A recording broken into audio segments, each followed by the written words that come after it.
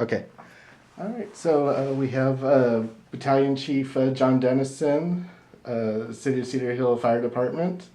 How long have you been with the city? 24 years now. Wow. Okay. And how long has the city been invested with this drone program? This is actually to start the second year that we're into the drone business and stuff. But it's actually changed what our thought pattern is and how we're going to actually start doing some things in the future and stuff. So hopefully it's going to take us in a great direction. Okay. So this is the DJI app, and then we can use it to look at our patterns and stuff. And so it'll actually map it for us. And then once we're done, so say if I'm lost my aircraft and stuff and I can't figure out where it's at, there's an arrow here, and then in front of it's the green. That's showing which direction the camera's facing at this time. So if we go ahead and start it up, take it off.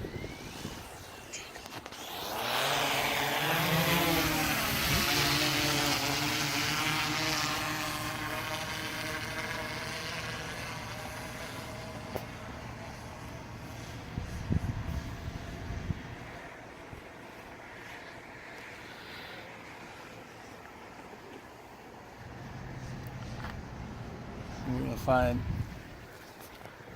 fly area and stuff. It's showing all of it. So we can just fly off the map itself. And it shows us which direction it's flying.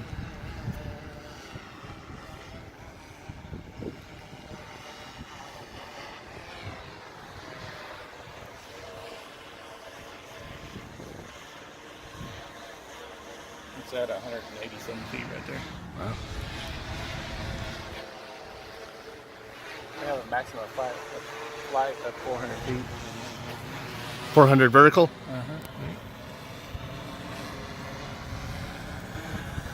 And how long is your flight time? Right now it's telling us it's got 30 minutes left on it still. Okay. 29. It bounces around. It's all depending on the batteries. It's saying it's 80 to 81% life right now. And then I can show you another program we have that lets us do automated flight.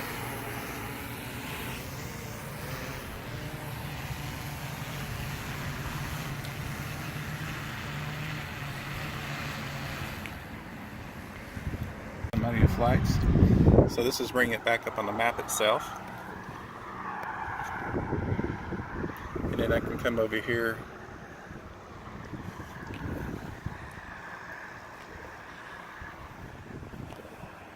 and do flight plan. Can you angle it down a little bit? We're getting a lot of glare. Okay, yeah, that's better. Okay.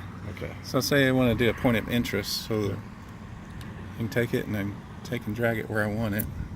Say over here off this area here, and say I want it to fly 2 times around, off center, and I want it to only go, let's go with 61 feet and do a radius of 33. It's going to fly at 5 miles an hour, and it's going to do this circle right here twice. Okay. And so we hit and plan. And we're still there. Mm-hmm. All right. So let's hit fly now, Okay. and we'll watch the aircraft. All right.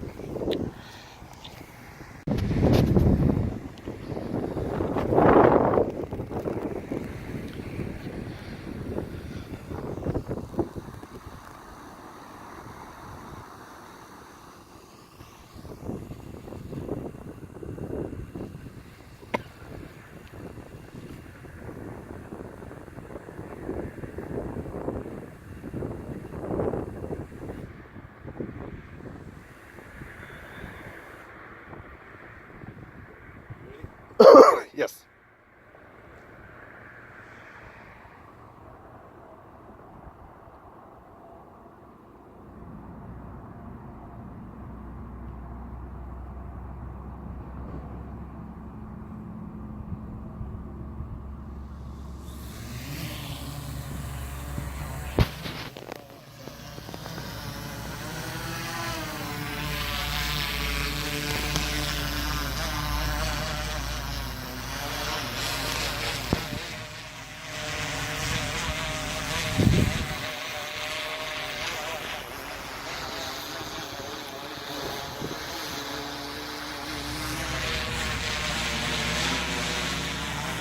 And it's going to do 2 loops.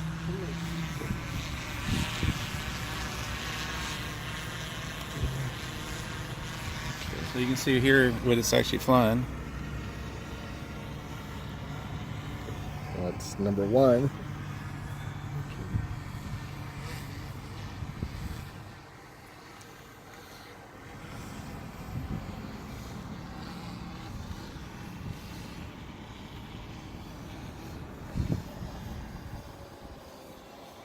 This whole picture up here is. Yeah.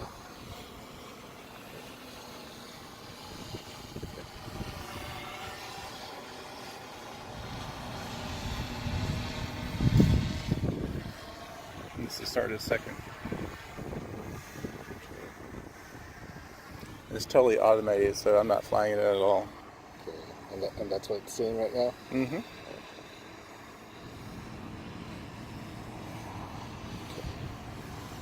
And are you able to program the angle and everything with the camera? Yeah, I can. Also? I can. Also, I can adjust it. Okay. So if I'm going to go somewhere else. While it's still doing its loops? Mm-hmm. Okay. So you can see. This is going to fly back to its takeoff point. And then it does the crop?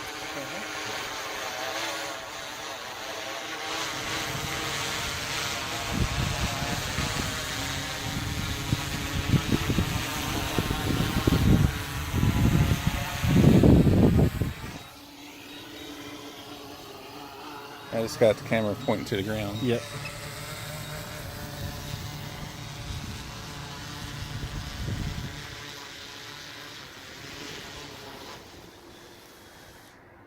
It's completely automated. Cool. So it shows it. We can save that flight plan or add it to something else.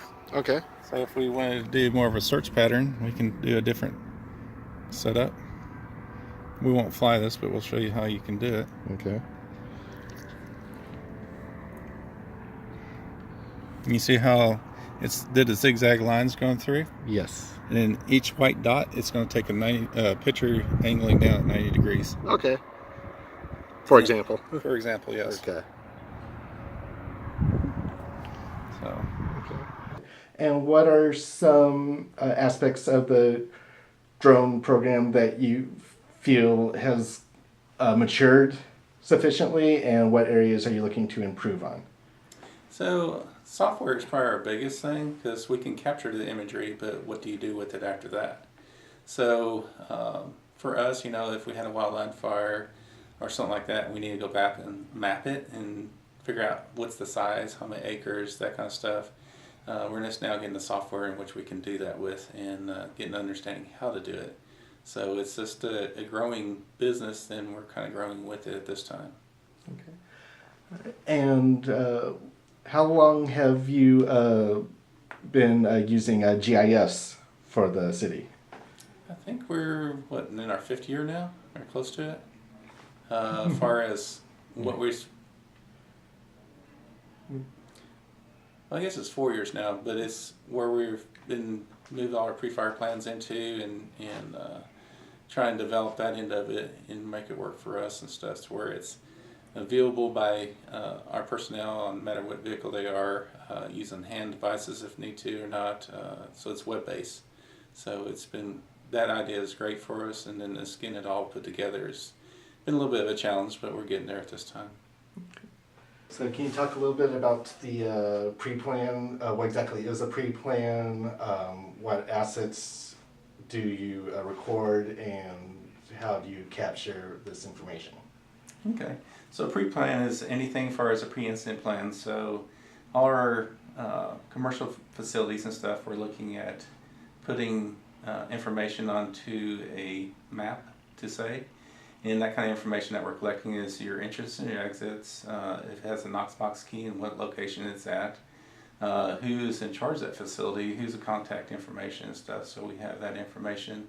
If there's a fire alarm panel, if there's a fire department connection, if there's hazardous materials inside that facility and stuff, we're capturing all that information and stuff. And then along with that, when we use GIS and use the aerial views and stuff, we can see what roof loads that's on top. If it has the air conditioner, skylights, that kind of stuff.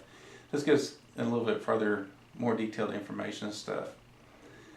So by using that information, we can see what's surrounding it too. So say it's a building and what's behind it, if it's on fire and stuff, and what could be affected by it. So we can use it by navigating around on the map itself, looking at the aerial views, okay, and saying, well, okay, it's a field of trees and there's housing division behind it and stuff. So we can know what's ahead of us if we have something that occurred, so we know to put apparatus there and keep, embers from going across or whatever else. So it kind of gives us a heads up on multiple aspects of stuff at one time.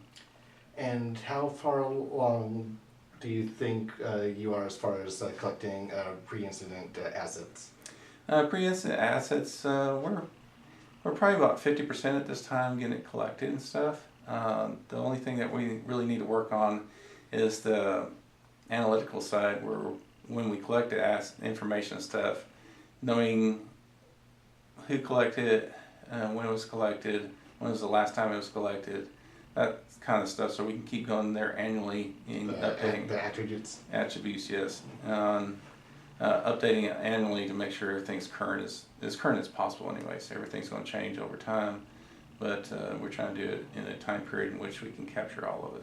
Okay. And have you had any surprises as far as expecting something to be there and haven't been able to locate it, or? Well, we captured new facilities that's not on the map at this time. So what we're using is all our GIS maps that we have with the shapefiles, but there's the shapefiles, whenever the last time was updated, there's actually new facilities that have been put in, so we don't have those shapefiles to go by. So we're kind of making our own shapes right now, but it's still showing from the aerial view that's trees or grass or whatever it is as a footprint, but we have a shape of a building there and showing the exit and entrance and that kind of stuff, but we're just not capturing, does it have a fire load or a load on top of the roof or whatever, what type it is, and then also, does it have a parking lot, has it got entrance, exits, all that stuff, so we can't capture that part yet. Okay, and what are some challenges that you anticipate capturing commercial sites or apartment buildings with multiple suites and divisions? Hopefully we're not capturing something that we haven't come across with those facilities and stuff. We're just getting that information for those other units that are coming out of district. So if units come from Station 4's district into Station 2's district, they have the same information that the guys at 2's have that probably actually physically seen it. Those guys coming in probably have not seen it if they're newer people and stuff. So it kind of gives them a heads up what's going on before they get there. Okay. And you don't have it in front of you right now, obviously. One item that you have recorded are locations of AEDs. Actually, Chief Cunningham's recording that. Okay. We're not using that in pre-incident planning. Oh, you're not? Okay. No. Okay. So, of course, we got hydrants on another set of maps and stuff like that. So there's multiple uses that we're using of GIS, but this is just one of them. Okay. And has this information already been used for a field deployment? Has not at this time, okay. But we're working on getting that all put together. It's going to take a little bit more work and stuff with logins and stuff like that to figure out how we're going to get that deployed out. Okay. And where do you see the program going towards in the future? It can go a lot of different directions. I foresee that, with our drone program and stuff, that we'll actually have it out there where we're capturing new information and hopefully do an overlay on top of existing. So, say we had a wildland fire and it's coming into a housing development and stuff, we can actually see that development on the maps we have, see a hydrant locations, kind of gives a heads up of where we have water supply and how to deal with it and stuff, and eventually have the size of water mains come to that location so we know how much water we can flow out of each hydrant just by looking at a map and stuff. So that, and then right now we we capturing tier 2 reporting stuff for hazardous chemicals and stuff like that, taking that information and having it load into that program so that we have the most current information as possible. I think that'll do it. Okay. Great.